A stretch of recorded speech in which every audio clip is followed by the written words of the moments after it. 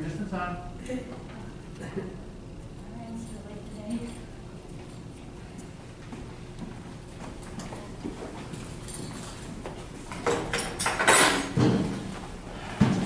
Okay, so I want to start today by talking about this handout that I've just given you. By the way, everybody sees the assignment for next time, right? You're going to be reading Martin Luther King's letter from Birmingham jail. I have also posted on Georgia View in the folder for this one, both the original TypeScript letter, if you're interested in seeing that, and also the letter to which King was responding, right? So the letter from Birmingham jail is a direct response to a letter written by a group of moderate white clergymen. I've posted that letter to the Georgia View folder as well, so you can look at that as you read letter from Birmingham jail to give you some context. And also remember to submit at least 3 words you have to look up to the vocab folder. So the ones from the Eumenides are due tonight. The ones for letter from Birmingham jail will be due Thursday, right? Okay. So let's talk about the handout here. This is a description of the next assignment you're going to be doing. So what we're going to be doing is an exercise in what we call thesis-seeking writing, right? So most of the work you do in college is thesis-driven, right? You come up with an argument, you muster evidence to defend that argument. What we're going to be experimenting with here is gathering evidence and using that evidence to generate an argument. So you're going to be doing this kind of like the opposite way around from what you usually do to get you used to getting an argument from evidence. So to start with, you're going to be choosing one of the texts we've read that you haven't yet been asked to write about. So for the first reflection, you can choose anything that we've done from Plato's Gorgias to the Amy Tan essay that we're going to read next week. Once you have chosen a text, I want you to isolate a single strand, binary, or anomaly that you want to examine. You're then going to choose a quote from the text, a single quote, that you think best represents the pattern or theme you're choosing to analyze. You're going to copy that at the top of the page and give me the page number.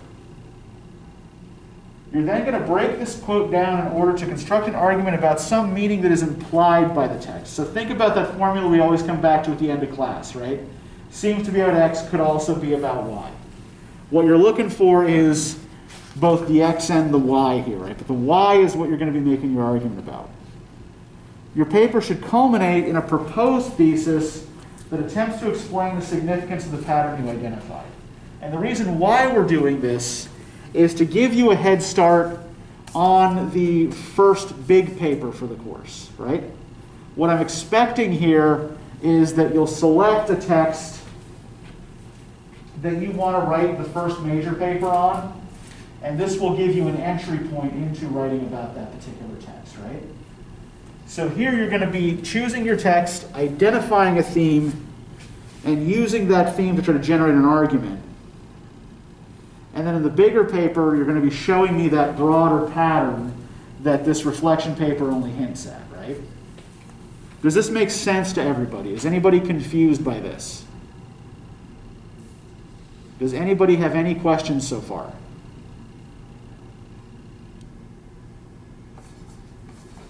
Okay, so the formal requirements are basically kind of as normal for most of our assignments, right? So 12-point Times New Roman font, double-spaced, just because that doesn't hurt my poor aging eyes. I want 500 to 750 words. Your chosen quote and your works cited page do not count towards that total, right? So I want 500 to 750 words of actual analysis from you. And I want MLA citation with parenthetical notation and a works cited page. Now I want you to be citing the individual pieces in Reading the World, not the whole Reading the World book, right? So I'll show you briefly how to do that. I have also given you a link here to Purdue Owl's MLA style page. So you can go back to that and reference that if you get confused, right? So parenthetical notation goes after the quote in the body of the text, right? So if you quote something in the body of the text, you give me the author's last name and the page number in parentheses. So say you were quoting from what you read for today. Author doesn't have a last name. He's Aeschylus. He just has the one name, like Share or Oates. And then the page number, right? Aeschylus 114.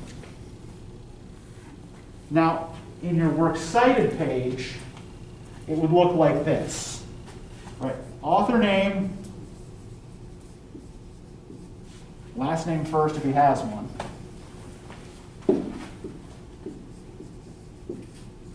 Title of the piece,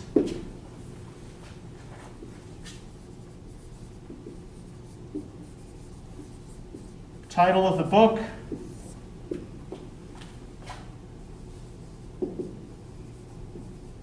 edited by,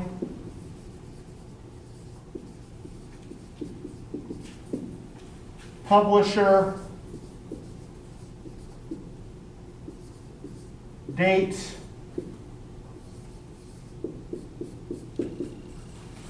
page numbers. Easy, right? Does the reading to the world have to be underlined? Underline or italicize. Okay. The usual standard is if you're looking at the title of a longer work, like a book or a movie, you italicize or underline it. A shorter work, like a short story or a poem, you would put in quotes.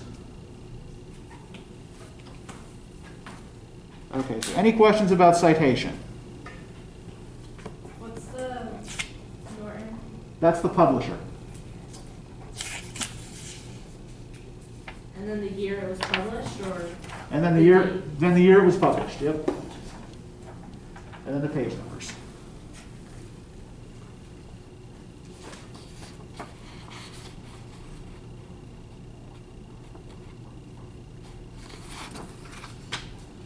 So just a couple other things I want you to keep in mind here, right? So you know how at the beginning of class we usually try to situate what we're reading in a specific interpretive context, right? Whether it's a historical context or a philosophical context or some kind of literary genre, right? I want you to choose a context like that for whatever it is you're reading and try to stick with that context, right? Right. Choose some kind of frame that helps you understand what the piece is doing through which you can view it. Also, be specific when referring to things within your particular context, right? I am not joking about this. If anybody uses phrases like back in the day, I will haunt the shit out of you when I die, right? If you do not want to be pursued by the vengeful ghost of your long dead English professor well into old age, right? Do not use the phrase back in the day or phrases like it, right? Now, why do you think I hate the phrase back in the day? I mean, that could be a week ago or Yeah. years ago. I mean, when you say things like back in the day, you're basically kind of like assuming that all of history is this jumble of events that happened before you were born. The order in which they happened doesn't matter. When they happened doesn't matter, right? Where they happened doesn't matter. How they relate to each other doesn't matter. It's all the same, right? It just all happened back in the day. Yeah. So, So the point I'm trying to make here, right, is be specific about the context you're using, right? And try to use whatever terminology for them we've used in class. Okay, also, along the same lines, pay attention to word choice, right? So think back to what we said about synonyms a couple weeks ago, right? When we were talking about language and connotation, right?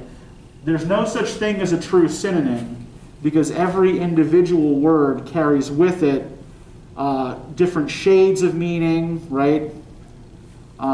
They're used in different circumstances. Some words carry particular symbolic or emotional resonance, right? So what I want you to do when you are reading is pay attention to those kinds of specific word choices, right? So for example, we pointed last time to the fact that Aristotle uses the word pervert, right, to talk about the way teachers of rhetoric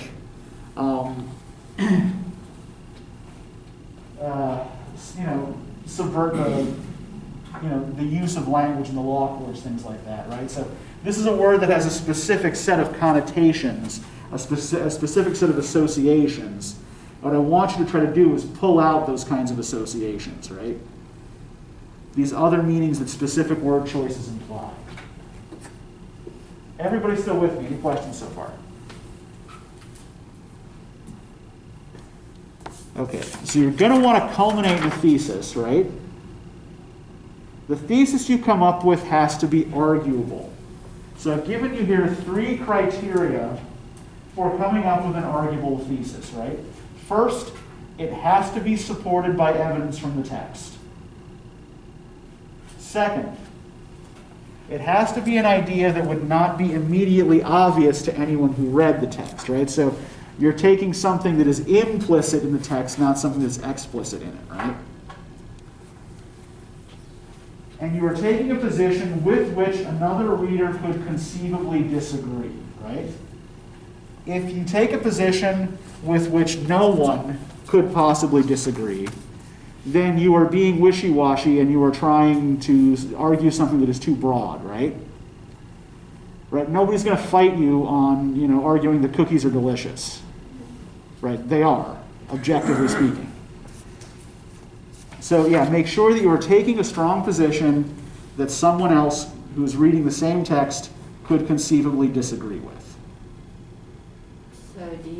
So you don't want us to really put a counter argument in there, just do what you think it is? Yeah, you're not worried about putting in a counter argument for this, right? What we're trying to do with this is to find an argument, right? So start with the evidence without a preconceived notion of what your argument's going to be, right? Find a pattern or strand, and then you're going to come up with an argument by the end of the paper as to what you think the significance of this particular pattern is. Does that make sense? Yeah. Okay. So, as I said, right, the overall purpose of this assignment is to help you come up with a thesis you can use as your starting point for a longer paper.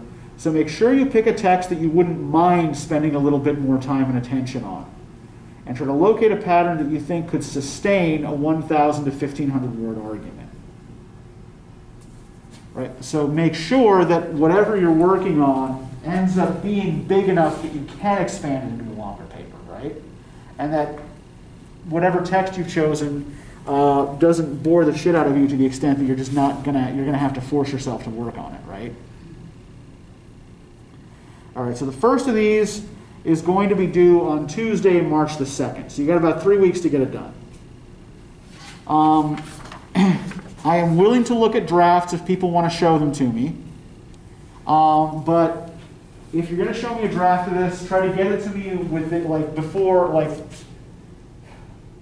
try to get it to me at least 48 hours before the due date. All right, so I would recommend, now that you've got the assignment, right, think about it, get started early, and ask for help if you need it.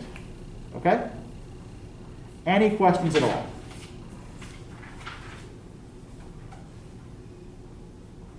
All right, great. So let's talk about Aeschylus. How did this go for you? What did you think? Pardon? I thought it was weird. Okay, what was weird about it? That it seemed like a song. Okay. Yeah, the chorus repeats itself on 2 separate occasions, right?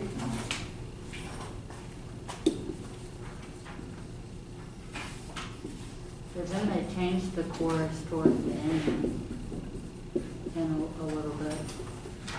I don't know. Yeah. Usually in the song, the chorus doesn't really change. Uh-huh. But I understand that the chorus is also like Furies speaking. Yeah. So the chorus has a specific function in a Greek play as well. So not only here is it the Furies speaking, but the chorus usually is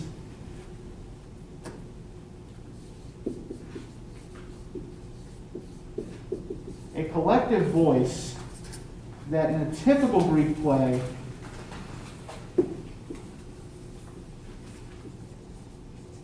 represents the perspective of the ordinary person, right? They're the average citizen's way into the play. So one thing we might want to think about here is if this chorus is supposed to be our way into the play, so what that we're put in the position of the Furies. And if it's not doing that, if it's not putting us in that position, what is it doing? But yeah, the chorus, one way in which the chorus does resemble a song as well is that it would actually be sung and danced. It's divided up, a typical Greek chorus, or a choral ode, is divided up into 3 parts.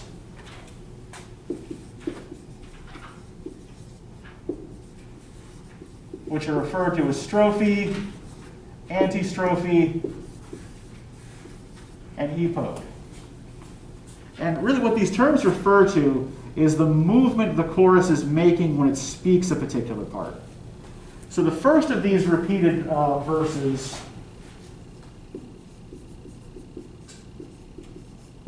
the chorus would be dancing left to right. That's the strophe. The second, the antistrophe, they'd be dancing right to left. And the third, the epode, they'd be standing still. And the strophe and the antistrophe tend to represent poles of argument. Greek plays are talky and they're argumentative. Right? They're oftentimes centered more on a debate between characters or value systems than they are on any particular kind of action. The epode typically represents a moment of unity or compromise. So when the chorus stands still and they all come together, right, this is the point at which the opposing forces in the play unify. But that's a really good observation to start us off with. What else did you guys notice about this, or what other questions do you have about it? The gods seem very human-like. Okay. How so? I mean, you have a god that's bowing down to another god, and it feels like begging for mercy from another god, but you're also a god. Yeah, so that suggests a kind of hierarchy, right? Good.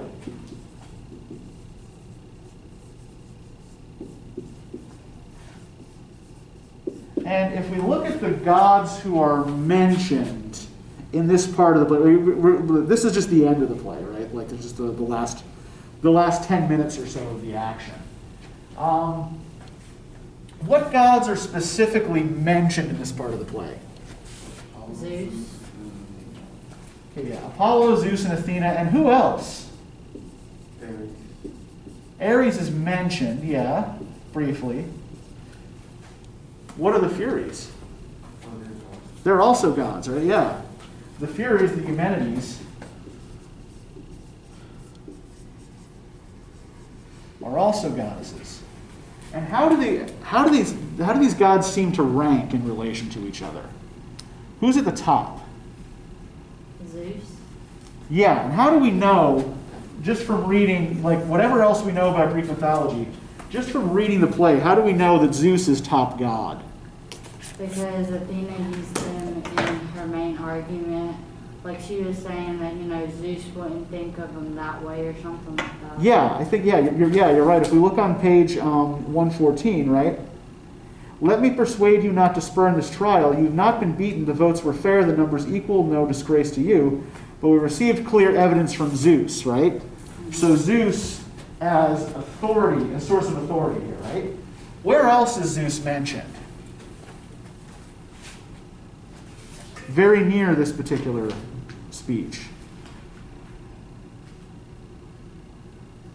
She was talking about having faith in him. Uh-huh. And following on from that, I can't say that word. which word? The one after Zeus the second time in the same text. Arsenal? Arsenal. Oh, arsenal. Yeah. Does everybody know what an arsenal is? No. A place where weapons Yeah, an arsenal is a place where they keep weapons. Yes. Oh. So the arsenal. So she's saying that she has the keys to the arsenal, where Zeus keeps his thunderbolts, right? So Zeus's will can also be enforced with violence, right? If necessary.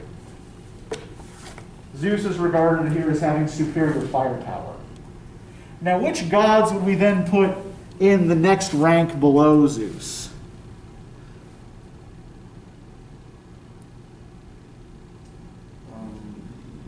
Athena and Yeah. Right, Athena, Apollo, Ares are all of that next generation of Olympian gods, or like they're all children of Zeus, right? So that's why the Furies refer to them as younger gods? Yes. In fact, they come from completely different, completely different generational sources, right? So we'll get to that actually in a minute. But yeah, if Zeus is on top and his children are right below him, who does that put on the bottom of the pyramid here? Furies and Yeah, the Furies go on the bottom. So that might clue us in to some of the resentment here, right? So Athena used her ranks to convince the Furies not to persecute them as a part of her argument. Yeah, she actually does seems to pull rank on them a couple of times, right? Mm-hmm. But what is the source of her? What does she use? What are the two main things she uses as reasons for Orestes' acquittal here?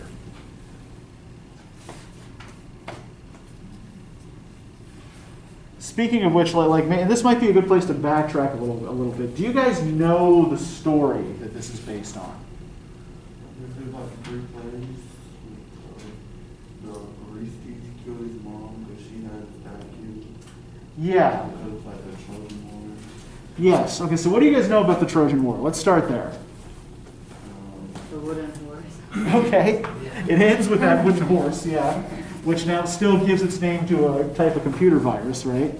That pretends to be another kind of program and then infects everything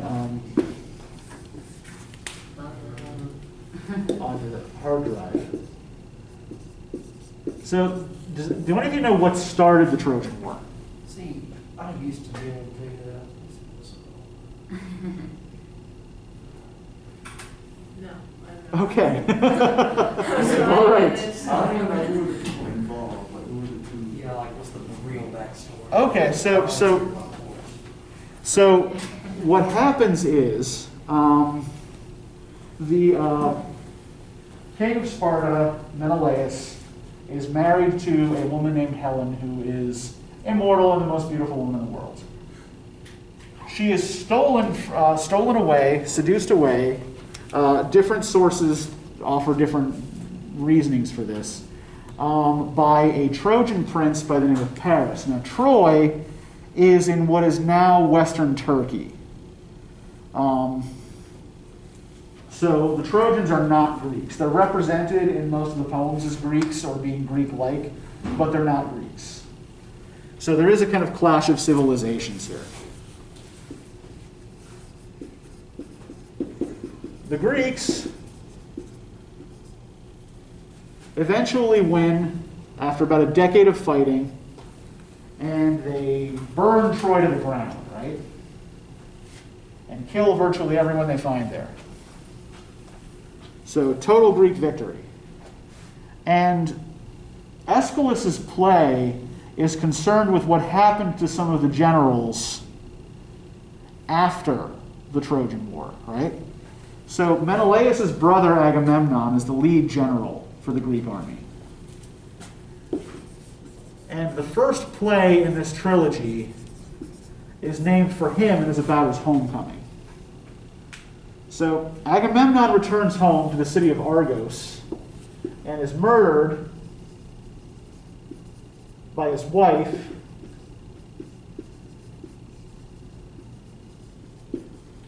Clytemnestra, who also happens to be Helen's sister. Now, there is context for Clytemnestra's murder of her husband.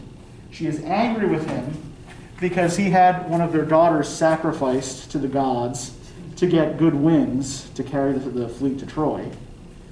And when he returns, he has also brought back a beautiful young Trojan princess as a concubine.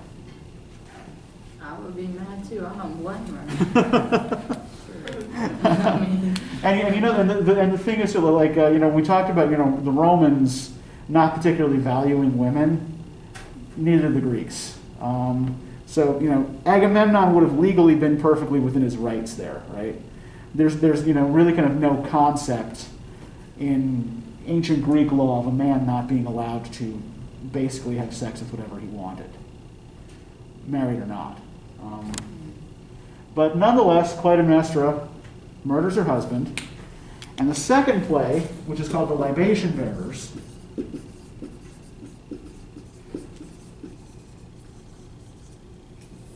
and the reason it's called The Libation Bearers, we'll explain in a moment, concerns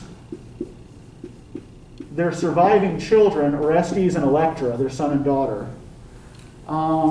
and their attempt to resolve the conflicting duties that they owe to each parent.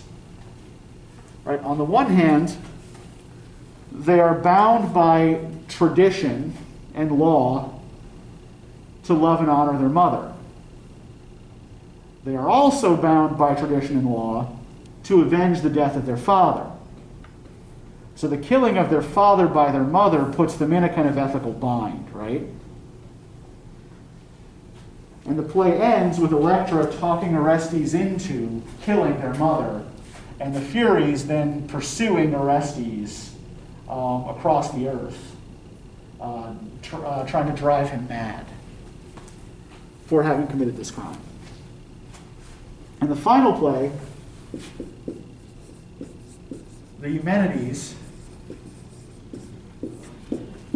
concerns the trial and acquittal of Orestes. But we only get a glimpse of that here in this excerpt, because that's not the part of the play that the excerpt here is really concerned with. What this excerpt is, what the end of the play is really concerned with, is integrating these older gods into a new system. Right? Finding them a place in a new system that is less based on blood and revenge. might be a good idea. So, the Furies are an example of what are called Cathodic deities, or Cathodic gods. I'm going to assume that none of you have any idea what this word means. Okay. What's that? So your assumption is right. So sometimes I can make these predictions with 100% accuracy. So Cathodic refers to earth-based or underground deities. Specifically, what it usually referred to was the way you made sacrifices to a particular deity, right? So if you were trying to reach, you're trying to contact a god that you thought lived in the earth, what you typically did was put things in the ground for them. So if you were making some kind of animal sacrifice, right, you dug a pit, you put the altar in the pit, and you made the sacrifice on that altar, right? Even like the title of this play, The Libation Bearers, refers to Greek funeral practices, right? It starts at Agamemnon's funeral, where his children are pouring out wine mixed with honey on the ground to appease his spirit, right? So, if you're familiar with, somebody say like, this ritual of someone like pouring one out on the grave of a friend or a relative, right? What they're doing actually is making a chthonic sacrifice, right? It's this very, very old tradition that occurs across different cultures. Why is it wine and honey? Isn't that like mead or something?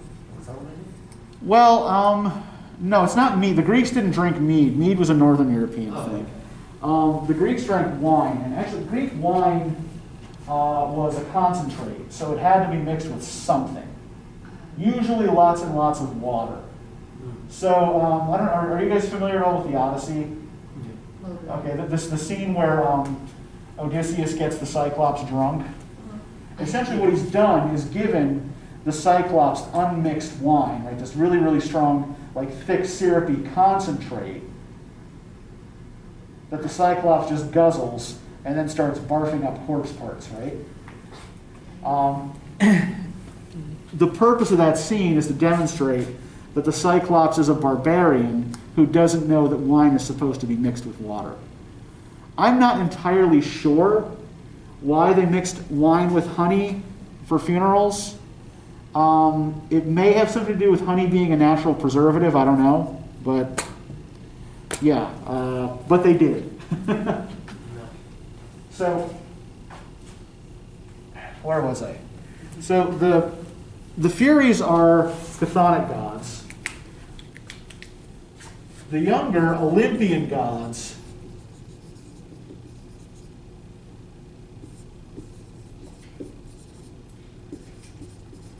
are sky gods, right? They live on top of a mountain.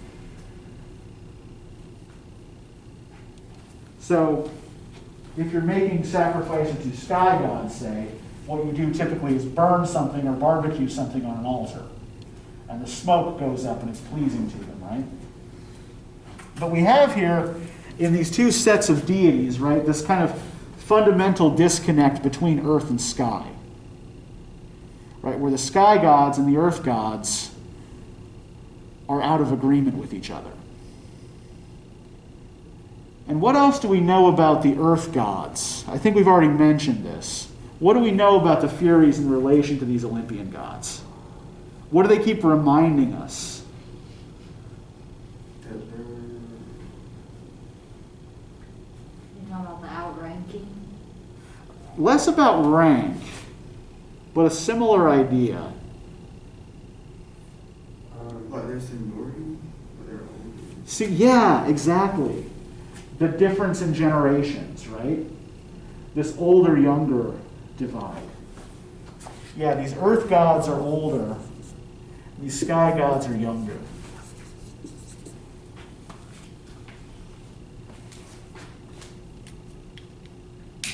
So let's look at page 113 here, in the first speech that the Furies make, the chorus makes. So as we go through this, can I get a volunteer to be Athena? Okay, you be Athena, and I'm also going to need a chorus leader.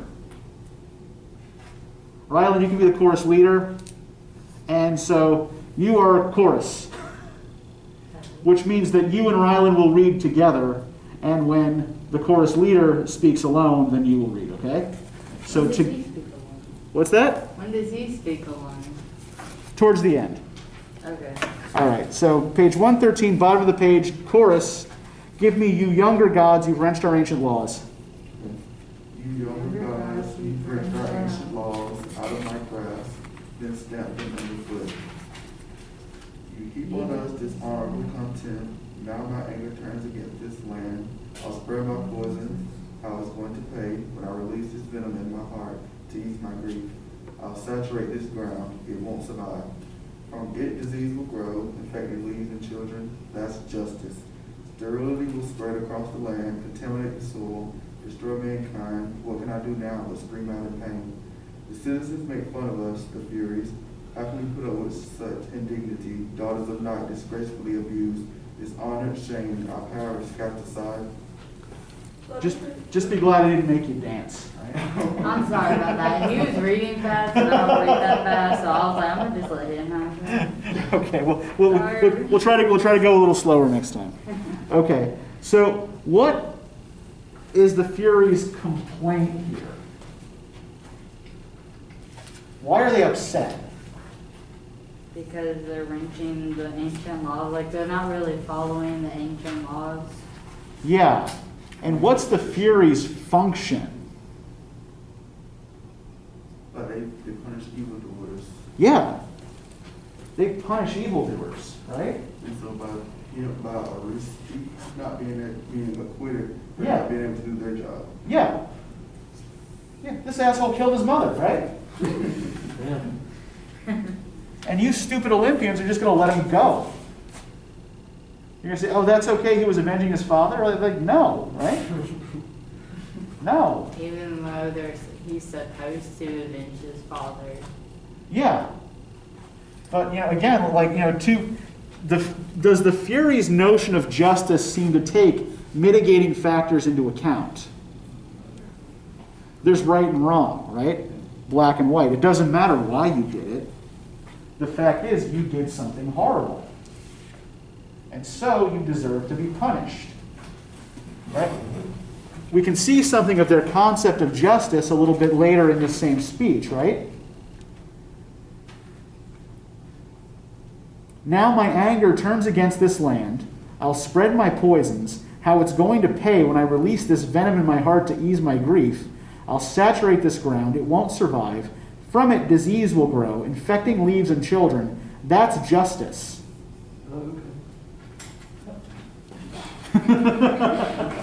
So, what's their concept of justice? Punishment. Yeah.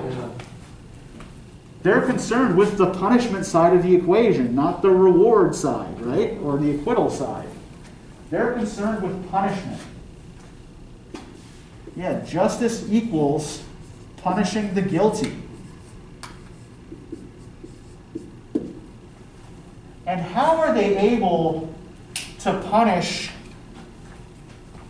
the Olympian gods and the people of Athens for robbing them of their prize? What do they threaten to do? Poison. Pardon? Poison the land, like destroy mankind. Yeah, they're going to poison the land, right? Now remember, they're earth gods. They live in the ground. So, they are also connected to fertility functions, right?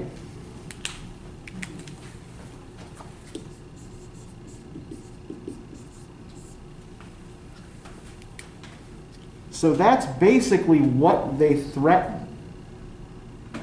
Right? We live in the ground. We can make a lot of trouble for you by making the land and the people infertile, right? By making sterility spread. Now, Athena. Let me persuade you not to spurn this trial. You've not been beaten, the votes were fair, the numbers equal, no disgrace to you. But we received clear evidence from Zeus. The one who spoke the oracle declared, how do you say that? Orestes. Orestes, should not suffer for his act. So don't be vengeful, breathing anger on this land and drenching it with showers whose drops, like spears, will kill the seeds and blast its fruitfulness. I promise you in all righteousness you'll have your place. A subterranean cavern, yours by right. Beside the hearth you'll sit on glittering thrones, worshipped with reverence by my citizens. Okay, so the word that Grace stumbled over a little bit there, subterranean. Do people know what that means? Underground, yeah, think right. Subterranean. Equals under. Terra means earth or ground, right? So yeah, subterranean, underground, right? So yeah, if you recognize the parts of which the word is made, oftentimes it will help you figure out the meaning. So the first move Athena makes here, right, her first defense of her action is, again, to invoke the authority of Zeus, right? Although why might that not be effective with the Furies? The older, the seniority, they're older, right? Yeah. Are they older than Zeus, though? Oh, yeah. Oh, Yeah. Yeah, they are older than all the generations of the Olympians. And I think if we look at the first sentence of the choral ode, you younger gods, you've wrenched our ancient laws out of my grasp, then stamped them underfoot. What do they seem to think of these younger gods? How do they seem to regard them? It's meddling kids. Yeah, even worse, right? Yeah, they're out here, like, slapping, disrespecting the coach Yeah. or whatever.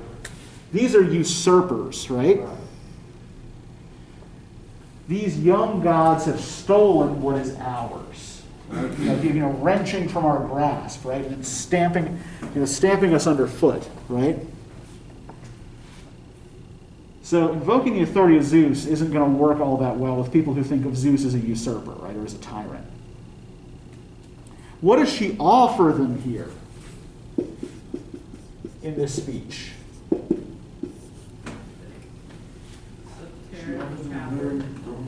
Yeah, a subterranean cavern, right? Yeah, go ahead.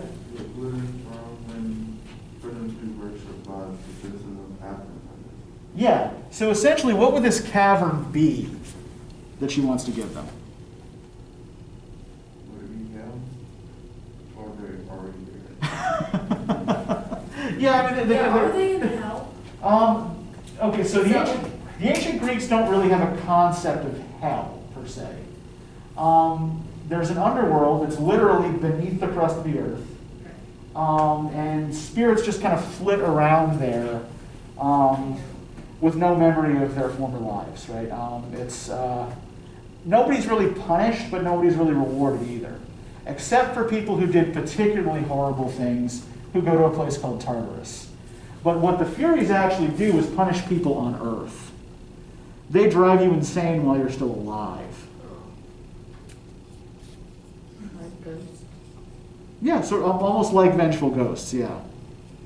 You know, we say What's back in the that? day. No. Man, tell us you're a fury? What? I'm pretty sure he's alive. Yeah, not dead just yet. Yeah. I think I would know. But yeah, so the first thing they offer them, she offers them is a shrine, right? You can have a shrine here in my city where the people will worship and respect you. And do the Furies go for that offer? No. No. They say exactly the same thing and make exactly the same threat, right? Like fuck your shrine, right? No. We still feel disrespected, and we are still going to threaten the fertility of the land. And then Athena. But you've not lost honor, your goddesses. Don't let anger lead you to excess, to blast this land of men past remedy. I have faith in Zeus. Why must I mention that? Well, I'm the only god who knows the keys to Zeus's arsenal, where he keeps sealed his lightning bolt. But there's no need for that. Accept my argument. Don't let rash tongues hurl threats against this land, condemning it to sterile fruitlessness. Ease your anger. Let your fury's black and bitter waves recede. You can live with me, receive full honors. The first fruits of this fertile land are yours forever. All those offerings for heirs for marriages, from now on they're yours. With all this, you'll praise what I'm advising. Okay, so what's the second defense here that she makes? She's trying to, like, almost, it kind of sounds like she's almost like clamor going down, kind of messed up, probably shouldn't piss them off. Because if they do make the land sterile, that's not good for anyone. So now she's like, okay, we back up. Well, if their rash tongues hurl threats, Right. What does she before that threaten to hurl at them? Thunderbolts. Zeus's lightning. Yeah. So her second defense is a thinly veiled threat, right? She's like, I got the keys to him, but that won't be needed if. Uh-huh. Just letting you know. Yeah. It's like, yeah, right, like, I know where the thunderbolts I are. got that thing on me. So yeah, so she's still relying on Zeus to back up her own authority. And plus, how they say they've been like disrespected, their titles have been disrespected. She reminds her that they're still goddesses. Yeah. And then she offers them, you know, like the first fruits and all the offerings and all these things. She offers them honor. Yeah. Well, it's not just honor. It's not honor she's offering here so much as stuff, right? She's literally Yeah. offering them stuff. Yeah. She's promising them sacrificial offerings. And if we look at the kinds of things these offerings are, right? The first fruits of this fertile land, offerings for heirs, offerings for marriages. What do these things have in common? What are they all related to? Fertility. Yeah, they're fertility offerings, yes. They are either fruits of fertility or celebrations of fertility, right? So again, connected to their function as earth goddesses, right? Suggesting, yeah, go ahead, Rachel. If they do sacrifices, are they people or would they like be different things depending on what the circumstances? By this stage of Greek civilization, human sacrifice, if it happened at all, was extraordinarily rare. Pretty much all human societies at some point have encouraged or at least tolerated some level of human sacrifice.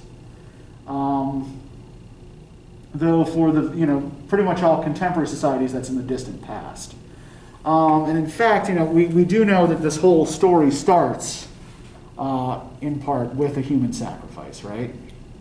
So the Greek gods did sometimes demand human sacrifices, but apparently not very often.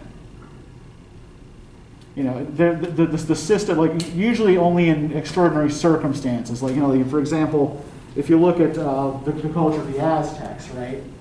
The Aztecs believed that if you didn't, feed enough hearts to the sun, it was going to go out, right? So their whole belief system, right, their beliefs about the cosmos and about nature required a constant, steady stream of human sacrifices. Greek religion was different in that sacrifices were only required in extraordinary circumstances to either get something you really wanted or to appease an angry god, right? And I think that's another thing, that's a big difference between contemporary religions and ancient religions that we probably need to understand. Most ancient religions are completely transactional. There's not much concept of a loving god or gods who want to guide mankind to fulfillment, right? Or to spiritual enlightenment or some such thing, right? By and large, the gods represent natural forces or abstract concepts that are at best indifferent to and often actively hostile to human life. So the reason you worship and make sacrifices is mostly to keep them off your back. Right? If you are, say, an ancient Sumerian farmer in the Fertile Crescent, you don't make offerings to Enlil, the wind god, because you love him. You make offerings to Enlil, the wind god, because you're terrified of him and what he might do to your house and your stuff. So, yeah, a lot of these ancient religions are based more on fear of the gods and what they might do to you than they are on love or respect. So yes, where was I here? Yes, so this particular speech is a thinly veiled threat coupled with an offer for sacrificial offerings, right? So we're seeing a pattern here in Athena's speeches, right? She backs herself up with some authority, and then she makes an offer, right? Right. This is what I base my authority on, but this is what I'll give you, right? This is the concession I'll make to you. And then Can our two chorus members read page 115 for us? A little slower this time. Well, Raylan, do you want me to read it since you read it last time? Sure. Okay, go for it. Such suffering for me, my ancient wisdom driven underground, despised, dishonored, the shame, my shame, the pure rage I breathe consumes me utterly. What sinks under my ribs and pains my heart. O night, my mother, the cunning of those gods, too hard to overcome, that takes all my ancient powers and leaves me nothing. Okay, so what's different in the speech this time? What's missing from this speech? She's not dissing the younger, or they're not dissing the younger gods. They're just talking about the pain of how it feels to be dishonored. Okay, yeah, it's more focused on their own pain, right? Yeah. I would argue that they actually are dissing the younger gods in a way. We'll get to that in a second. There's a specific word choice here made that indicates that. But what are they no longer doing? What did they do in the first speech that's missing here? Threat. Yeah, the threat's gone, right? So there is a change here, even if they haven't come around. Right? They're no longer threatening violence against the land, right? But they do call these younger gods cunning, right? When we call someone or something cunning, do we usually mean that as a compliment? Yeah, I would think. But what does it mean to be cunning? I would think like sharp. Like slick. Yeah, like sharp is like clever, but in a sneaky, underhanded kind of way, right? So if you think of like an animal we usually associate with cunning, right? You know, like a fox, right? I'll say raccoon. So you might be, okay, or a raccoon, Yeah, right? but they're sneaky. Yeah. You might have a grudging respect for someone who's cunning, right? But you don't trust that person. Right. So yeah, there's connotations of trickery and lack of trust. Right? That these new gods, with their different rules and their smooth words, are snatching away our prerogatives, right?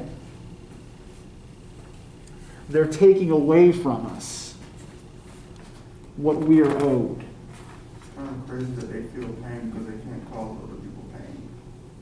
So Yeah. causing other people pain is kind of redundant. Yeah, you're right. Yeah, that's it. That's an interesting conundrum, right? That their function is to cause people pain. Now, granted, their function is to cause evildoers pain, right? Their function is to cause criminals pain.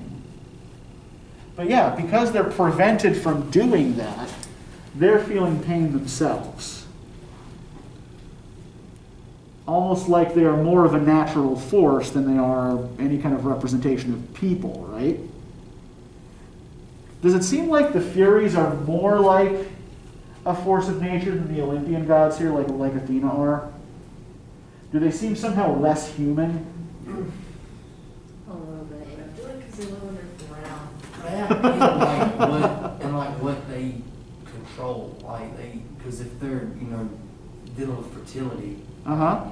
that's like reproduction or like the production of things, like whether it be people or crops or whatever. Yeah. Mm-hmm.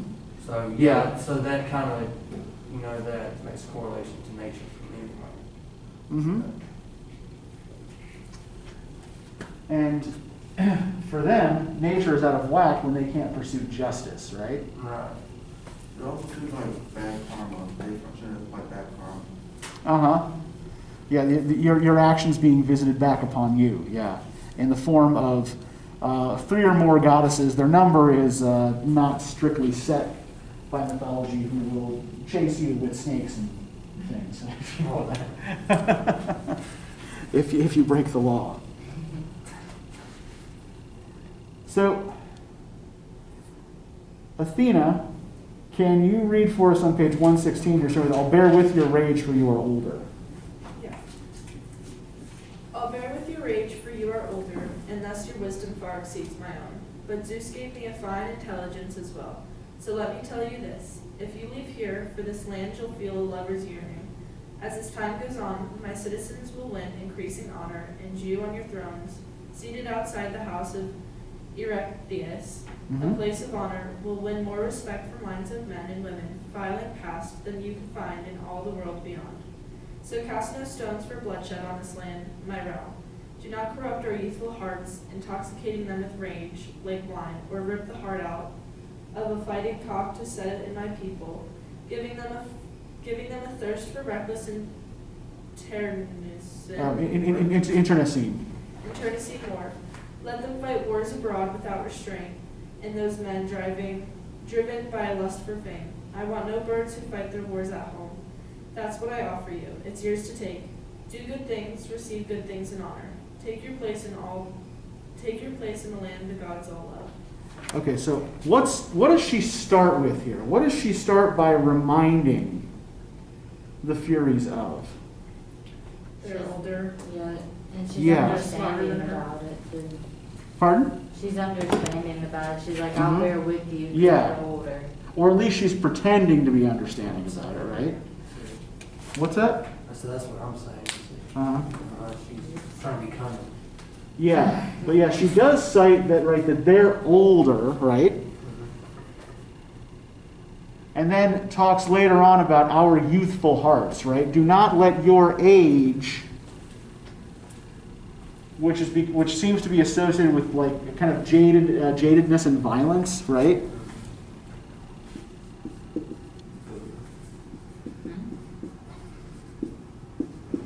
Do not let it corrupt our youthful hearts, right? So essentially what this speech is saying is that if the Furies are allowed to do whatever they want, wherever they want, right? If they're allowed to just kind of stoke these fires of vengeance everywhere with impunity, what happens to Athena's new city? It would be a rubbish. Like, Yeah, it'll just be people fighting each other all the time, right? Right. Constantly, like, coming at each other for vengeance, for various petty misdeeds, right? So there's an implicit criticism here. Actually, not even that implicit, right? Pretty explicit criticism here of the old system the Furies represent, right? That your way, your system is based on violence. And what we are trying to build here is something different, something better. And this city cannot stand if you are not going to accept your allotted place and you're going to run around stoking, the fires of violence and vengeance in people's hearts all the time, right? And does this seem to convince the Furies? Nope, because they just say the same thing again, right? Now, let's look at this speech on page 117. And let's actually just kind of carry this through to the end here now. So if we can get Athena and chorus leader, just go back and forth here until I tell you to stop. Do you want me to read the... Start with, I'll not tire of telling you your gifts. I'll not tire of telling you your gifts, so you can never lodge complaints that I, a newer god, or men who guard this land, fail to revere such ancient goddesses and cast you out in exile from our city. No, but if you respect persuasion, holding in reverence that sacred power whose soothing spell sits on my tongue, then you should stay. If that's not your wish, it would be unjust to vent your anger on the city, injuring its people, enraged at them from spite. It's up to you. Take your allotted portion of this land, justly entitled to your share of honor. Queen Athena, this place you say is ours. What exactly is it? One free of pain, without anxieties. Why not accept? If I do, what honors would I get? Without you, no house can thrive. You do this. You grant me that much power. I will. Together we'll enrich the lives of all who worship us. This promise you made, you'll hold to it forever. Yes, I don't say anything I don't fulfill. Your magic is doing its work. It seems I feel my rage diminish. Then stay. In this land you'll win more friends. Let me speak out a blessing on the land. Tell me what I might say. Speak nothing of brutal victories, only blessings stemming from the earth, the ocean's depth, the heavens, Let gusting winds caress the land in glorious sunlight. Our herds and harvests overflow with plenty, so they never fail our citizens in time to come, whose seed will last forever. Let their prosperity match how well they worship you. I love these righteous men, the way a gardener loves his growing plants, this race now free of grief. These things are yours to give. For my part, I'll see this city with triumphal fame, in deadly wars where men seek glory, so all men celebrate victorious Athens. Now chorus together. Then we'll accept this home and live here with Athena. We'll never harm a place with she and ours and all the pursuits. Hold as the fortress of God. This glorious altar, the shield for all the gods of Greece. I make this prayer for Athens. Prophesy and find things for her. Bounteous happy harvest, bursting from the earth, beneath the radiant sun. Okay, thank you. So, That's better. well, and, and I think like that, it also made sense that we're finally able to get you to read together here, because that's the epode, right? That's the unity compromise portion of the choral ode. So here we have the Furies transformed from the Furies, the avengers of crime, to the Eumenides, the kindly ones. And their function here, by the end of the speech, becomes very much more clearly a fertility function, right? They're going to guarantee the fertility of the land. Now, what has Athena offered them here that has changed their tune? Yeah, well, yeah, she's given an allotted portion, right? This place you say is ours. Whereas before they just had the run of the place, right? They could just do what they wanted. So the chorus leader asks, well, what is our place then? What honors would I get? And what does Athena respond?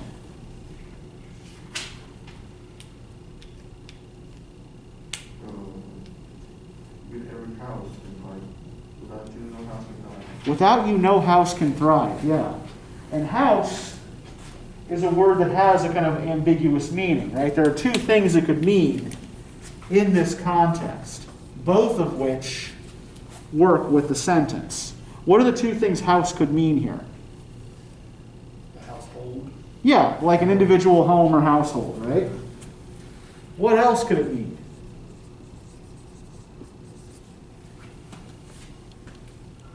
Maybe like when people come together, like when people say, oh, you're my home, like a person, right? Or Think about another context in which we use the word house. Like house of, last name. Pardon? I'm thinking like House of David. Yeah, and that's a familial line, right? So the house is also a family or a dynasty. Oh, yes. Right, so like for example, the United Kingdom is ruled by the House of Windsor, right? So yeah, we tend to use house as a metaphor for family, right? So no family and no individual household can thrive without the blessing of the Eumenides, without the blessing of the kindly ones, right? Which makes sense if they're gods who live underground, right? Right. They can ensure that the crops sprout up when they're supposed to. They can also, shake the earth when they're unhappy. So yeah, these Cathodic gods are very close to these kinds of functions anyway. But I think, yeah, placing them close to the foundations of the physical house actually kind of makes a lot of sense, given what they are. Now, to give you some context for all of this overall, right? And we'll close out with this. Do any of you know anything about Greek drama or about Greek tragedy? Have any of you read the Greek tragedy before, like maybe like Oedipus the King or Antigone in high school? What was the first one you said? Oedipus the King? What's that about? Overconfident king vows to vows to unmask a murderer who turns out to be himself, goes crazy, puts out his own eyes? I've heard that, I think. Okay, yeah. At the very least, yeah, it's a familiar story. And all of these are based on familiar Greek mythological stories. But tragedy for the Greeks has its origins in religious ritual. So I'm going to put a picture of a Greek deity up on the screen here, and we'll just wait for this stupid thing to warm up. Is the play that has the line "E tu Brute," is that Roman?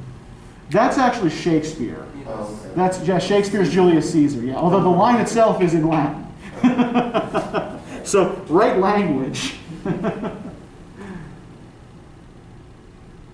Okay, so we see this god on the vase painting here coming into focus. Vines all over the place, grapevines in his hair, holding a wine cup. Anybody know who this is?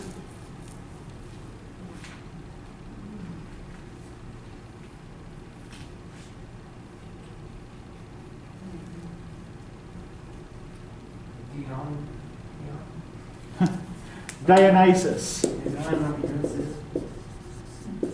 was reading the tab. I'm like, Yeah, no, I know. So, does anybody know what Dionysus was the god of? Wine. Yeah, exactly. He was the god of wine. So, in that sense, he is actually also a fertility god because he's concerned with grapevines.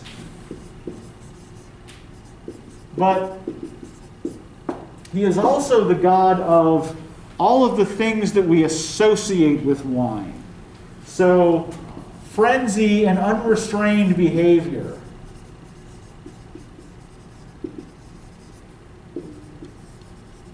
Dance is part of his portfolio.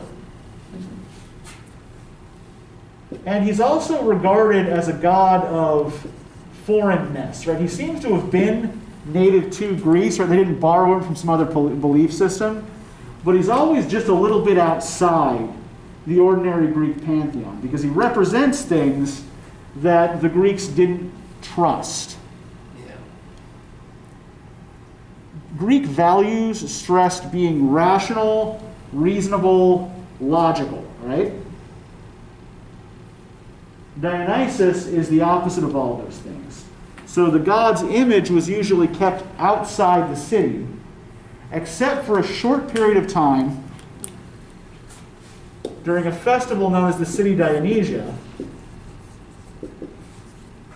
when they'd open the gates to him, bring the god inside the city, and just have several days of out-and-out revelry. Now, part of this festival was also a competition for playwrights. Playwrights would submit trilogies of plays, not always on the same plots, they weren't all the plays in the trilogy weren't always related to each other. Aeschylus was unusual in that he tended to submit plays that actually completed a particular storyline. And in addition to those three plays, you would also submit what's called a satyr play, which was essentially a dirty little comedy that made fun of one of your serious plays.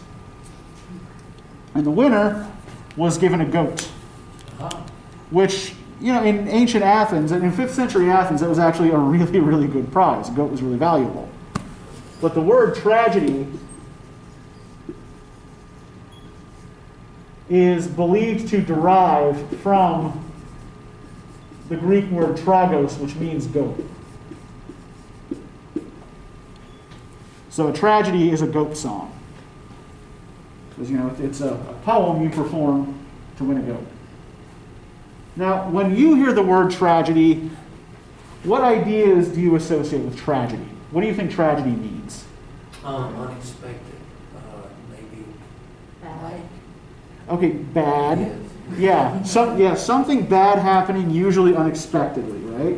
So, if say something terrible happens to someone you know or love, God forbid, I'm not wishing that on anybody, but when it does, we say, oh, that's a real tragedy, right?